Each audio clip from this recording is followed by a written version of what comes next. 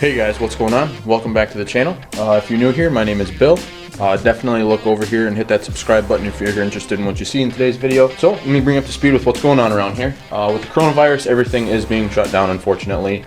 They do have us working from home. That does grant me a couple extra hours every day that I'm not driving to try and get something done. Unfortunately, some of my customers have had to push their plans back because of the whole coronavirus deal that's been going around. So that does also grant me with a little bit more time to go ahead and try and get something done on these cars, where I can go ahead and put them on jack stands and not have to worry about pushing them outside tomorrow if the car does show up. So I do still have the plan for a transmission to show up here. It's going to get a full gear set shoved in it. I'll go ahead and I'll throw a video together on that one. It'll show you guys how to change out a gear set if you ever had to service one. So anyway, what I'm going to do today is we're going to put the cars up on jack stands. I'm going to go ahead and I'm going to get the coilovers pulled off of each car. We're going to get them flip-flopped because this car does have the drag racing spring rates and that car does have the autocross / road course kind of spring rates. And that car's main focus is going to be to drag race. This car we're going to do a little bit of everything with. So we know that that spring rate works pretty well for drag racing because that car has been a 163 on a 15-inch slick setup. So I mean it was a pretty good track down at Orlando. They had really good prep, so it actually worked really well. If we get a better spring rate in it, which I'm hoping we can with the 6K, 10K setup that's in the stripe car here, if I can get that in a white car, hopefully get that car to see like a 1.5, that would be huge. That car would leave like a monster and it would feel really good. So like I said, I'm going to go ahead and we're going to get these guys up in the air. We're going to pull the coilovers off, get them swapped over. I'm going to pull the knuckles off of this car here because it does have the setup to use the base model brakes, so I can put a 13-inch wheel in the car. Get a little bit more sidewall on the tire with a 13-inch wheel. We're going to use the same diameter. It's going to be a little bit wider. I do have the tires already. They are a Hoosier 24.5 by 9 for a 13-inch wheel. So we're hoping that the extra sidewall will also put us in a good spot for some good 60-foot times, and then see if we can drive this car out. And like I said, a 1.5 would be amazing. If I could get it to go like a 1.55 and trap somewhere around 132 to 135, that would definitely put me where we need to be to try and go after this BWS record with the white car. And then with this car, I'm going to use the 15-inch setup. So I'm just going to pull the knuckles and everything off that car, put them in this car, stock caliper and everything. Unfortunately, those powder-coated ones that I have on the white one are going to have to come off.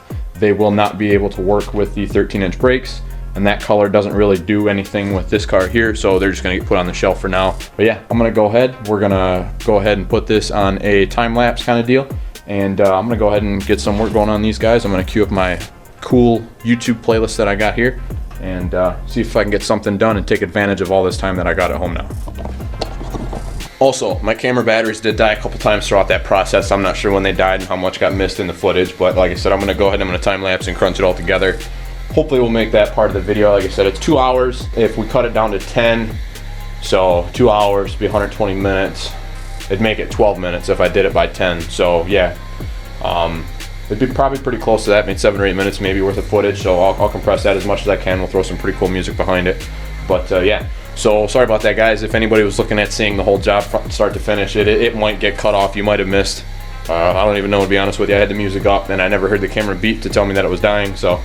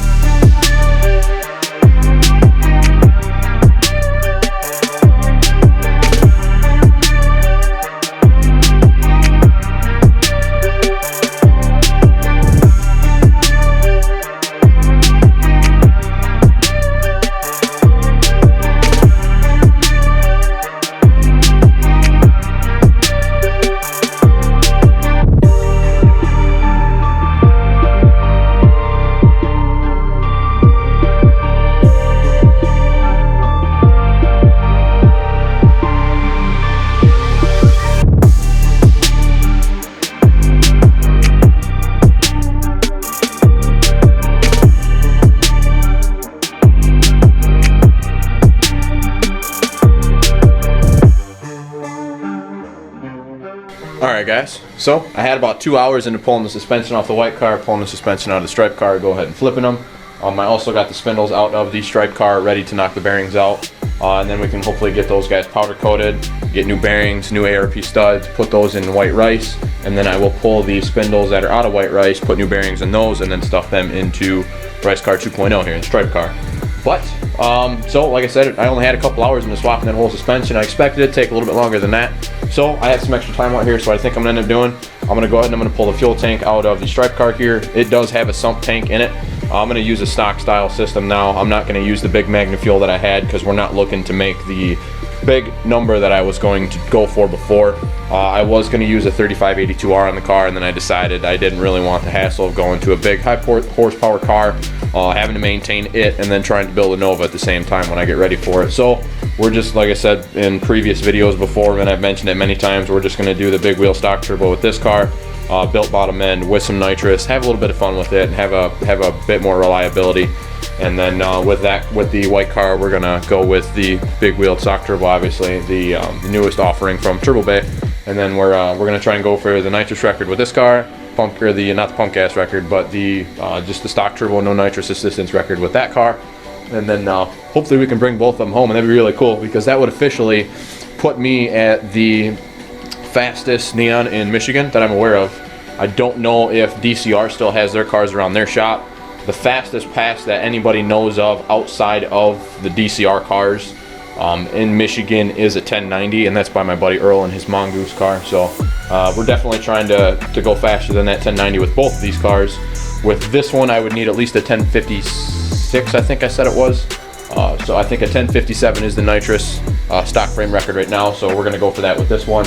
And then the BWS record only without nitrous is currently a 1069, also held by my buddy Chris.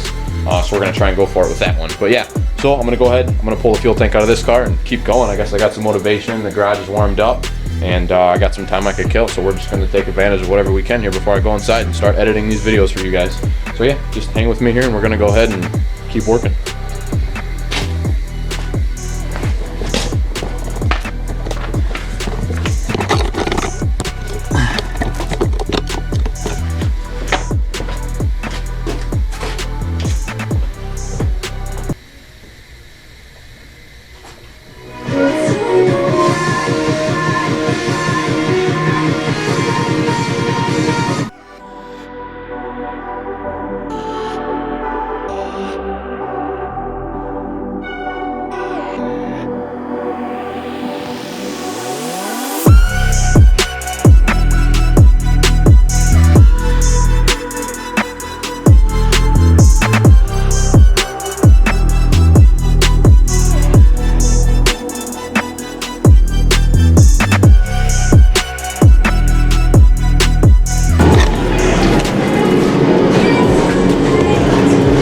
Obviously guys, I don't recommend you just going and laying under your fuel tank when you undo it. Mine obviously it has the sump, it was empty, doesn't weigh anything. I would hate for somebody to crawl under there that's got like 6 or 7 gallons, excuse me, it's got like 6 or 7 gallons of fuel in there and then have the tank come down and crush them or, you know, break their nose or something like that. I don't want to be responsible for that. So if your tank's empty, you can do it the way I did. If not, then you're gonna have to be careful with it, use a floor jack, kind of guide it down. But yeah, so fuel tank's out. I don't really know what else I want to try and do today. Let me turn the music down.